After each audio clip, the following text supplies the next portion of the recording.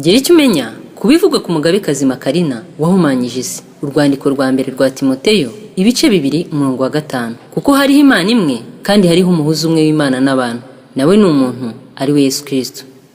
Usanga bamwe biringira ko uyu mugabekazi ari we muhuza w'Imana n'abantu, kandi ijambo ry'Imana dusomye muri Timoteyo wa mbere ibice 2:5 hatubwiye ko nta wundi muhuza w'Imana n'abantu uretse Yesu Kristo. Bamwe mushobora kwibaza uyu mugabekazi uwo ari we. Ni umugabekazi wa Astarite cyangwa Imanakazi yo kwa gatatu. Abantu benshi bafite amashusho ye mu nzu, abandi bafite amafoto, kandi bamwita Mariya w'Imarigweye. Bakeka ko ari Mariya nyina wa Yesu, kandi mu by'ukuri si we. Nyina wa Yesu yapfuye nk'uko abantu bose bapfuye. Nta hantu na hamwe muri Bibiliya itubwira ko yapfuye ngo ajye mu ijuru, ariko usanga amatorero menshi yemeza ko yagiye mu ijuru. Hari n'abizihiza uyu munsi yagiye mu ijuru, ko ari itariki ya 15 z'ukwa munani, kandi izi tariki nizo yamanukiye werekeza i Roma kugirana amasezerano n'itorero ry'i Roma. Uyu mugabekazi asanzwe atuye mu kirere. Abafaransa bamwita Marie de Marigweye. Uyu mugabekazi tumaze kuvuga afite amazina menshi atandukanye. Abafaransa bamwita Marie de Marigweye, Abaroma bamwita Maria Valencia. Afite amazina menshi kuko buri gihugu gifite uko kimwita. Akunze kugaragara ateruye umwana. Uwo mwana w'abateruye yitwa Zeus, akaba ari umuzimu urimbura, ahanyuze hose amaraso arameneka. Ibi bibonwa n'ababonekerwa gusa. Uwo mwana ntabwo ari Yesu, ahubwo ni Zeus. Mu Rwanda mbere ya Jenoside yakorewe Abatutsi 1994 mu kwezi kwa 12 1993, uwo wiyita Mariya yagaragaye ateruye umwana we Zeus. Hakurikiyeho kumeneka amaraso. Buri gihe yamanutse amaraso agomba kumeneka. Uyu mwana Zeus ateza ibyago byinshi nk'imiyaga, imyuzure n'ibindi bibi byinshi. Bakomeje kumvisha abakristo ko uyu ari we nyina wa Yesu. Abantu baratakaye cyane. Uwo mugabekazi ni mwiza cyane, nta magufwa agira, n'umubiri gusa. Nta mugore n'umwe umurusha ubwiza muri iyi si. Uyu mugabekazi Maria Valencia hari umuhanzi w'umunyekongo wamuririmbye, bamwita Papa Wemba. Yamuririmbye mu ndirimbo ye yise Maria Valencia. Abantu baguriye indirimbo bibwira ko ari ya Mariya nyina wa Yesu uri kuririmbwa. Ukaba uri mu rusengero usenga ukirukana abazimu, ariko wagera iwawe ugashyiramo ya CD y'indirimbo ya Papa Wemba yaririmbye Maria Valencia, ukaba utangiye guhamagara abadayimoni kandi wari uvuye mu rusengero kubirukana. Mukwiye kwitondera abahanzi kuko bose siko baririmba ibyiza. Hari abaririmba bikujyana mu irimbukiro kuko baba baragiranye amasezerano na Satani, baba ari intumwa za Satani ku isi. Isuze impamvu uno munyamuziki yaririmbye indirimbo Sigiseye ntabwo igishira, ibihangano bye biracyakunzwe kuko yatangaga ibitambo by'abana batoya kwa Zeus. Mu rwego rwo kumushimira yaririmbye ino ndirimbo Maria Valencia, aho yaririmbaga nyina w'uyu mwana umugabekazi Valencia. Uyu mugabekazi niyo umubonye wamwibeshyaho kuko abaturutse mu kirere, abarabagirana ushobora kugira ngo ni Imana ikubonekeye. Mwitonde muri iyi minsi, umuzima ashobora kwihinduranya ukamwibeshya uti ni marayika w'Imana kandi ari umudayimoni ukuziye. Uyu mugabekazi akunda kugaragara mu mafoto ahagaze ku mubumbe w'isi. Abashinwa bamwita Shingimu, muri Arabia Saudite bamwita Aisha. Hari umuhanzi wo muri Algeria wamuririmbye mu ndirimbo bita Aisha. Indirimbo bajya baririmba ngo Aisha Exactement, ngira ngo buri wese arayizi iyo ndirimbo.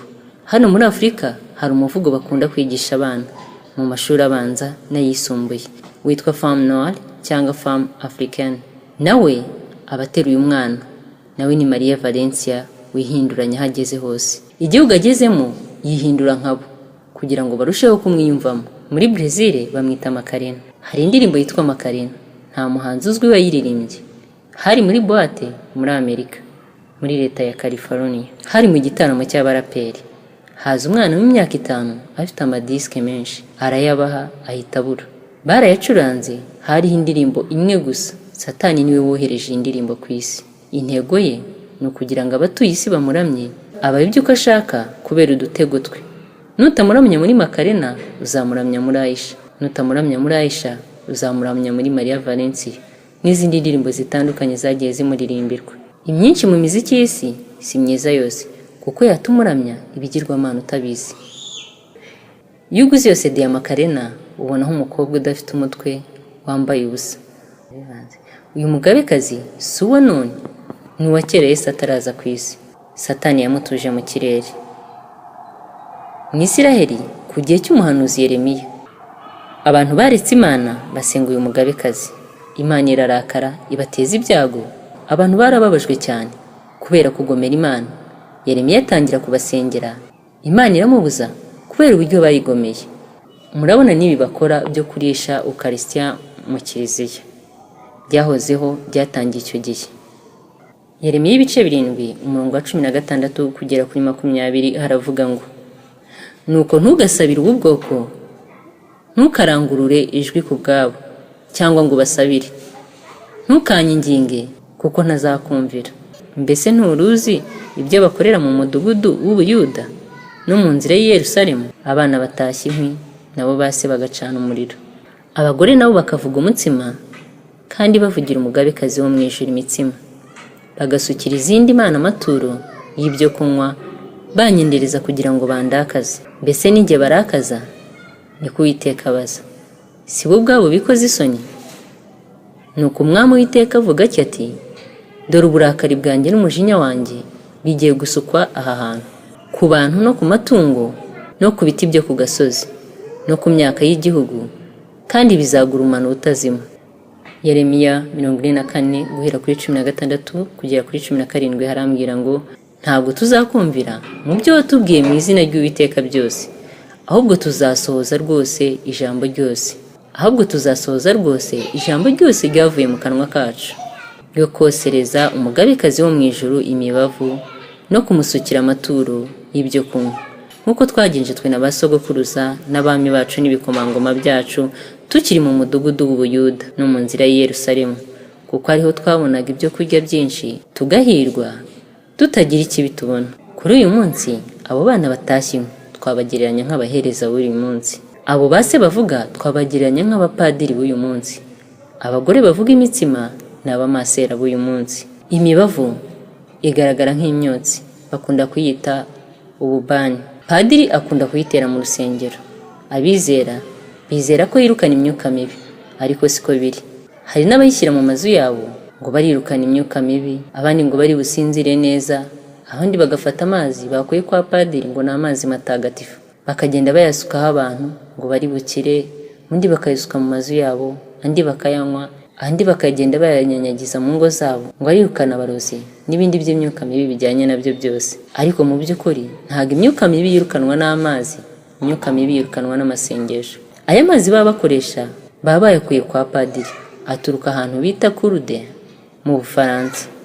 Mariya w'Imarigweye aza kuyahesha umugisha buri mwaka, bakayakwiza isi yose. Abantu bamwe na bamwe bakayakoresha bazi ko hari ibyo yirinda cyangwa hari icyo ari bubarinde.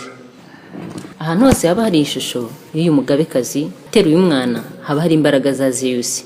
Reka nivugire no kwishapure. Hari abantu bamwe bayifata nk'uburinzi kuri bo, bakajya bayigendana mu nzira ngo irabarinze, abandi bakayirarana, kandi mu by'ukuri ntabwo ibyo ngibyo ari byo bibarinda, ahubwo ni Imana nyiribihe ibarinda. Mariya w'Imarigweye Abefeso bamwita Dayana. Abana banyu ntimugapfe kubita amazina mutazi inkomoko yayo. Reka twizere Imana yacu, twizere ko ari ikora imirimo n'ibitangaza. Twe kwizera ibintu tubona ngo nibyo bizadufasha, ngo nibyo bizadukiza. Reka twizere Imana yacu mu masengesho dusenga. Tuyisenge nayo izadusubiza, tutarinze gufata amazi, tutarinze kujya gukora biriya na biriya. Imana yacu iratuzi kandi tuzi imikorere yayo. Iki dusaba no kuyisenga, kuyiramya no kuyihimbaza, ibindi tukabyihorera. Reka ngushimire rero wowe wakurikiranye kino kiganiro. Nimba gikunze kanda like na subscribe. Urakoze cyane.